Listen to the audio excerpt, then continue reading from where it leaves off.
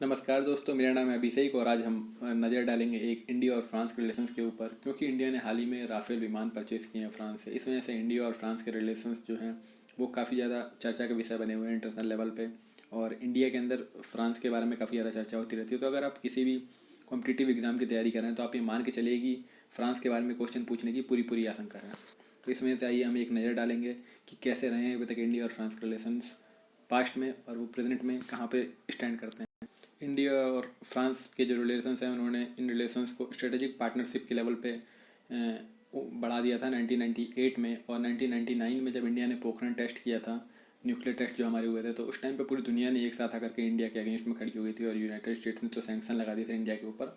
उस टाइम पे फ्रांस ने हमारा सपोर्ट किया था। तो इस वजह से हम फ्रांस को अपना काफ़ी अच्छा पार्टनर मानते हैं। और फ्रांस एक ऐसी कंट्री है जो कि G20 का भी मेंबर है, वो G7 का भी मेंबर है, और वो यूनाइटेड नेशंस के परमानेंट मेंबर्स भी हैं।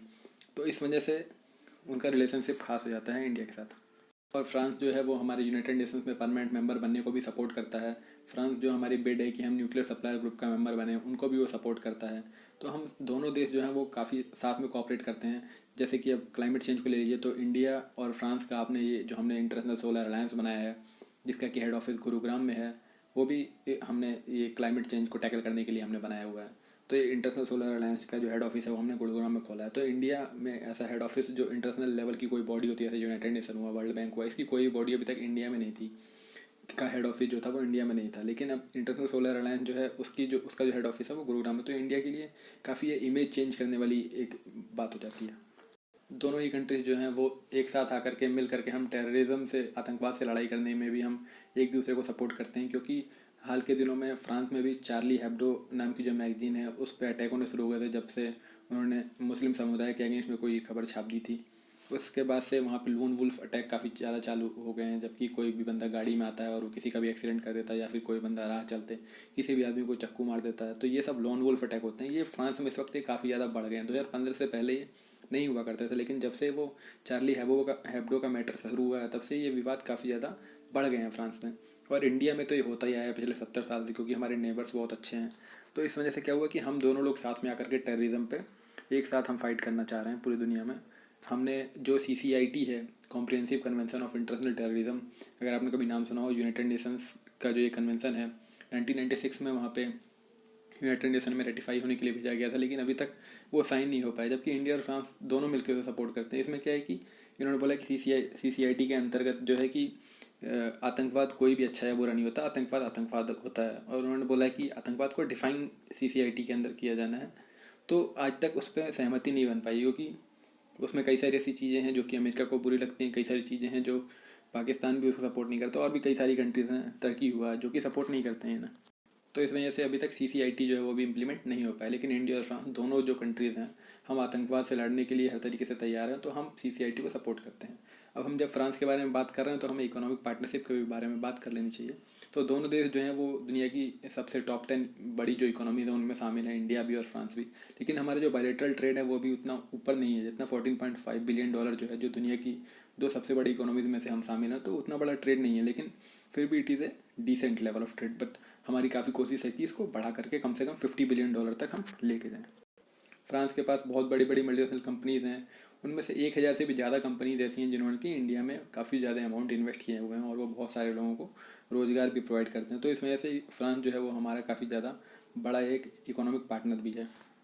इंडियन कंपनीज भी काफ़ी सारी हैं जिन्होंने कि फ्रांस में इन्वेस्ट किया हुआ है, चाहे वो सर्विस सेक्टर की कंपनीज हो या ऑटोमोबाइल सेक्टर की हो, या महिंद्रा हुआ, टाटा हुआ, इन लोगों ने भी फ्रांस में इन्वेस्ट किया हुआ है। इन्फोसिस है और TCS है, इन सब ने वहाँ पे इन्वेस्ट किया हुआ है। लेकिन वहाँ की जो कंपनियाँ हैं वो इंडिया में कंपेरेटिवली ज़्यादा हैं। तो जब भी हम किसी भी दो कंट्रीज अगर वो एक क्लोज रिलेशनशिप इस्टेब्लिश करना चाहती हैं, तो पीपल टू पीपल कनेक्ट होना जो है वो बहुत ही ज़्यादा ज़रूरी है। तो पीपल टू पीपल कनेक्ट बढ़ाने के लिए हमें टूरिज़्म को प्रमोट करना चाहिए। जैसे कि आप देख सकते हैं 2018 में लगभग 7.5 लाख इंडियन टूरिस्ट जो थे वो फ्रांस में गए थे। जी देखिए, मैंने आपके लिए ईमेल लगाई है आईफिल टावर की। ये काफ़ी एक फेमस वहाँ का फ्रांस का जो है टूरिस्ट स्पॉट है, जो कि हमेशा आकर्षण का केंद्र बना रहता है। और 2.5 लाख फ्रेंच टूरिस्ट जो थे वो इंडिया में आए थे। ये 2018 का डाटा है। और ये सब जो मैं डाटा आपको प्रोवाइड करता हूँ ये एकदम ओरिजिनल ऑथेंटिक सोर्सेज गवर्नमेंट की बॉडी से लिए लेता हूँ मैं। तो इस वजह से आप इसको कहीं पे भी कोट कर सकते हैं, इससे कोई प्रॉब्लम नहीं आएगी। पीपल टू पीपल टाइज को और बढ़ाने के लिए हम साथ में कई सारे फेस्टिवल सेलिब्रेट करते रहते हैं। जैसे कि 2017 में फ्रांस ने इंडिया के नाम पे बॉन्जूर इंडिया सेलिब्रेट किया था अपने देश में, और उसी की सेम लाइंस पे हम 2021-22 में हम भी नमस्ते फ्रांस नाम का एक प्रोग्राम जो है वो यहाँ पे इंडिया में सेलिब्रेट करेंगे, ताकि कल्चरल एक्सचेंज हो आपस में पीपल टू पीपल के बीच में, जिससे क्या होगा कि हमारे जो बॉन्ड हैं वो स्ट्रांग होंगे। और पीपल टू पीपल जब हम इंडिया के बारे में बात करते हैं तो हम ये भी देखते हैं कि इंडिया जो है वो अपने एजुकेशन पे भी उनके यहाँ पे, हमारे यहाँ पे क्योंकि बहुत ही ज़्यादा यंग पॉपुलेशन है, तो जितनी भी बड़ी बड़ी कंट्रीज हैं पूरी दुनिया की, वो सब कोशिश करते हैं कि जो इंडिया की जो पॉपुलेशन है वो उनके यहाँ पे एजुकेट होने के लिए है, क्योंकि उन्हें पता है कि वो लोग अभी हमारी जो इंडिया के जो सिटीजन्स हैं वो मेनली यूके प्रीफर करते हैं या यूएस जाना प्रीफर करते हैं या ऑस्ट्रेलिया जाना प्रीफर करते हैं। तो फ्रांस भी अपने आप को एक अच्छी डेस्टिनेशन बनाना चाहता है, तो इस वजह से ताकि ज़्यादा से ज़्यादा इंडियंस जो हैं वो फ्रांस में पढ़ने के लिए जाएं, इस वजह से वो काफ़ी ज़्यादा अपने वीज़ा में ढील देता है स्टूडेंट वीज़ा अगर कोई लेना चाहे। जैसे आप देख सकते हैं 2019 में लगभग 10,000 इंडियन जो थे वो एजुकेट होने के लिए फ्रांस में गए थे, और 2025 तक के लिए फ्रांस ने टारगेट सेट किया हुआ है कि हम 20,000 स्टूडेंट्स जो हैं वो हम चाहते हैं कि फ्रांस में आके एटलीस्ट 2025 तक फ्रांस में पढ़ें। तो अगर आप देखेंगे तो ये approx 30% year on year increase हो जाता है, जो कि एक बहुत ही बड़ा अगर देखा जाए तो फिगर है।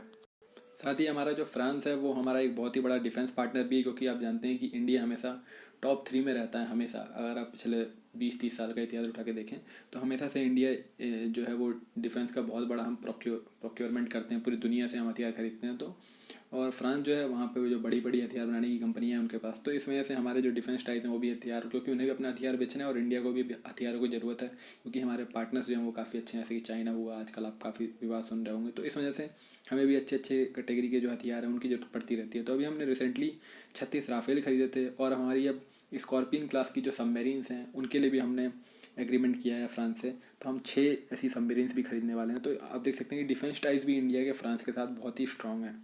2020 में इंडिया का जो डिफेंस एक्सपो हुआ था उसमें जो फ्रांस की जो सबसे बड़ी बड़ी कंपनीज हैं जो कि डिफेंस के क्षेत्र में काम करती हैं, जैसे कि उनका एयरबस हुआ, डासॉल्ट हुआ, नेक्स्टर हुआ, वो सारी की सारी इंडिया के डिफेंस एक्सपो में आई थी, और उन्होंने अपने हथियारों का यहाँ पर प्रदर्शन किया कि अगर इंडिया कोई उसमें से खरीदना चाहे, क्योंकि उन्हें पता है कि इंडिया जो है वो कभी भी हथियार खरीदेगा तो उनको $1 बिलियन का काम मिलेगा। और इंडिया क्योंकि एक बहुत बड़ी कंट्री है, हम दुनिया की सबसे लार्जेस्ट डेमोक्रेसी है, तो अगर हम कोई हथियार खरीदते हैं तो उसकी डिमांड जो है वो भी इंटरनेशनल मार्केट में काफ़ी ज़्यादा बढ़ जाती है। तो इस वजह से फ्रांस की जो कंपनीज़ हैं वो काफ़ी ज़्यादा पिच कर रही हैं कि हम उनके और हथियार खरीदें। जैसे कि वो चाहते हैं कि हम उनका जो ये हमने राफेल ख़रीदा है इसका एक नेवी का वर्जन भी आता है, तो वो काफ़ी ज़्यादा पुश कर रहे हैं कि हम वो भी खरीदें। तो हमारे जो हैं ये हम जॉइंट एक्सरसाइजेज भी उनके साथ काफ़ी सारी करते हैं।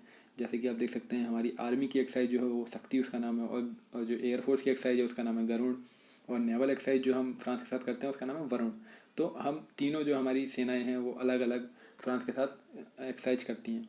और अभी आपने अगर नाम सुना हो रिसेंटली एक यहाँ पे राजस्थान में एक्सरसाइज कर रहे हैं हम बीकानेर के पास में, स्काई रॉस। तो इस एक्सरसाइज का नाम आप याद रख सकते हैं, क्योंकि इसमें क्या है कि हम ट्राई करेंगे कि हम टेस्ट करके देखेंगे कि फ्रांस जो है वो राजस्थान के जहाँ पे बहुत ही गर्मी वाला जो इलाका है वहाँ पे कैसा परफॉर्म करते हैं। और इसको हम और अच्छे से टेस्ट करने के लिए क्या करेंगे, फ्रांस ने हमसे बोला है कि जो उनके राफेल्स विमान हैं वो सारे के सारे ऑस्ट्रेलिया से डायरेक्ट उड़ते हुए आएंगे, और वो हवा में एयर रिफ्यूलिंग करेंगे, और उसके बाद फिर वो राजस्थान में जो हमारी जो हम एक्सरसाइज कंडक्ट कर रहे हैं उसमें पार्टिसिपेट करेंगे। तो उससे हमें और ज़्यादा कैपेबिलिटीज़ को जानने का मौका मिलेगा जो कि राफेल के अंदर हैं, और उससे काफ़ी हमें हेल्प मिलेगी जब भी हमें ज़रूरत पड़ेगी, क्योंकि हमारे जो नेबर्स हैं वो काफ़ी अच्छे हैं, तो लद्दाख में हमें कभी भी ज़रूरत पड़ सकती है उसकी। तो इस वजह से हमें हमेशा ज़रूरी है कि हम अलर्ट पे रहें, और हम हमेशा जो हमारे हथियार हमारे पास हैं उनको हम मैक्सिमम यूटिलाइजेशन कर पाएँ उनका। और जाते जाते एक बात और बता दूं आपको कि ये जो फ्रांस है उसके साथ हमने लॉजिस्टिक सपोर्ट एग्रीमेंट भी साइन किया है अभी अभी, जिससे कि क्या होगा कि इंडिया की जो नेवी है वो फ्रांस के कई सारे आइलैंड्स हैं जो पूरी दुनिया में फैले हुए हैं। अगर आपने कभी हिस्ट्री में देखा होगा तो फ्रांस जो था वो भी बहुत सारी कॉलोनीज उसने बनाई हुई थी। तो इसमें से क्या है कि उसके पूरी दुनिया में छोटे छोटे आइलैंड्स हैं, तो इंडिया ने अगर उनके साथ हमने जैसे रेसिप्रोकल लॉजिस्टिक्स एग्रीमेंट साइन कर लिया तो हमारी जो नेवी है वहाँ उनके डॉक पे कभी भी जाके डॉक कर सकती है वहाँ पे। तो इसमें से क्या होगा, हमें काफ़ी सारे पोर्ट्स का एक्सेस मिल जाएगा पूरी दुनिया में, और हम कहीं भी जा सकते हैं। तो वहाँ पे हम मेंटेनेंस का काम करवा सकते हैं, हमारी नेवी की अगर शिप्स में कोई प्रॉब्लम आ जाती है, हमें रिफ्यूलिंग की ज़रूरत है तो हम वो सब कर सकते हैं। तो इस तरीके से जो हमने अभी अभी लॉजिस्टिक एग्रीमेंट साइन किया वो काफ़ी हेल्पफुल होगा। और साथ ही जो फ्रांस है वो भी देख रहा है कि जो इंडो पैसिफिक है वो काफ़ी ज़्यादा एक चेंज होता हुआ यहाँ पे सीनेरियो हमेशा यहाँ पे बना हुआ है, कभी भी कुछ भी हो सकता है। तो इस वजह से वो भी इंडिया के साथ जो आइलैंड्स हैं जैसे कि अंडमान निकोबार आइलैंड्स हो गए जो कि काफ़ी ज़्यादा पास में पड़ते हैं इंडोनेशिया के, सिंगापुर के, तो यहाँ पे वो अपने नेवी के जो उनके हैं वो डॉग कर सकते हैं। धन्यवाद दोस्तों आपका वीडियो को ध्यानपूर्वक देखने के लिए। और अगर आपको इससे कोई सीख मिली हो तो आप हमारी वीडियो को लाइक करें, सब्सक्राइब करें, क्योंकि हमारा चैनल अभी नया है तो आप हमें ग्रो करने में हेल्प कर सकते हैं। मैं नई नई वीडियो डालता रहता हूँ इसमें अलग अलग देशों से रिलेटेड। तो अगर आप इंटरनेशनल रिलेशंस में काफ़ी ज़्यादा इंटरेस्टेड हैं तो आप मेरी और जो प्लेलिस्ट है वो चेक कर सकते हैं। उसमें मैंने यूके के बारे में हमारे रिलेशंस कैसे हैं, यूएस और ईरान के रिलेशंस कैसे हैं, और भी मैं अलग अलग कंट्रियों के डालता रहता हूँ, तो आप इसमें चेक कर सकते हैं। Thank you.